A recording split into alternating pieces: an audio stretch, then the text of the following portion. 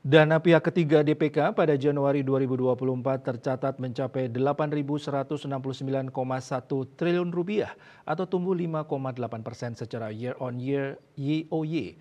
Hal ini menunjukkan peningkatan dibandingkan pertumbuhan bulan sebelumnya sebesar 3,8% YoY.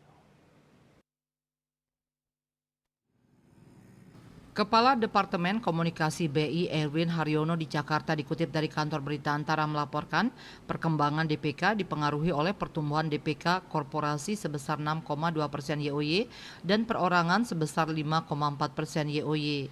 Pada Januari 2024, Giro tumbuh 7,1% YoY setelah bulan sebelumnya tumbuh 3,9% YoY.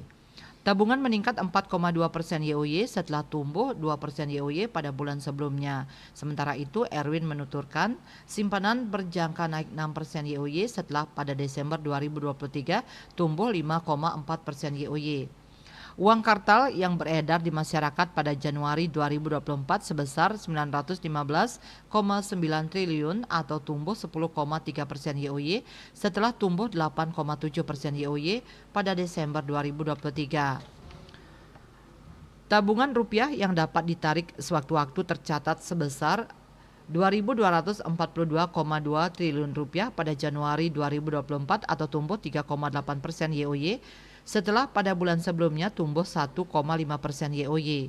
Giro rupiah tercatat sebesar 1.648,8 triliun rupiah atau meningkat 3,6% YoY setelah terkontraksi sebesar 0,7% YoY pada bulan sebelumnya. Sedangkan giro falas pada Januari 2024 mencapai 720,7 triliun rupiah atau tumbuh sebesar 10,7% YoY. Sebelumnya, Kepala Eksekutif Pengawas Perbankan Otoritas Jasa Keuangan OJK, Dian Ediana Rai mengungkapkan sejumlah penyebab perlambatan penghimpunan dana pihak ketiga DPK di akhir tahun 2023, salah satunya karena dipengaruhi pertumbuhan DPK yang tinggi pada masa pandemi atau high base effect.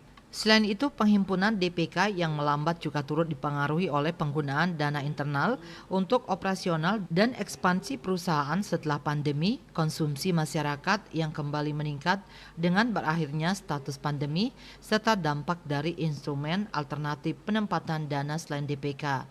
Meskipun demikian, kondisi likuiditas Bank Umum tetap terjaga dan dinilai sangat memadai tercermin dari rasio-rasio likuiditas yang jauh di atas threshold seperti rasio alat likuid non-core deposit AL, NCD, dan alat likuid dana pihak ketiga AL, DPK masing-masing naik menjadi 120,07%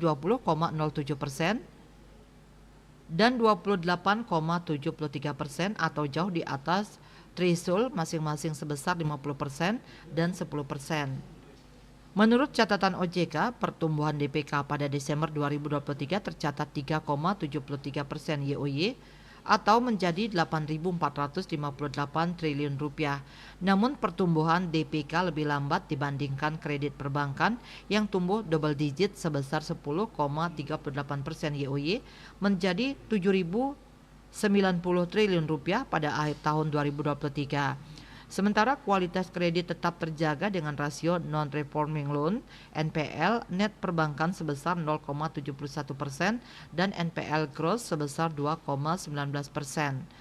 Untuk prospek di 2024, DPK diperkirakan tetap tumbuh dengan sehat mempertimbangkan kondisi makro domestik yang terjaga dengan baik. OJK memproyeksikan DPK dapat tumbuh sebesar 6-8%, sementara kredit perbankan tumbuh 9-11% pada tahun 2024. Tim Liputan melaporkan.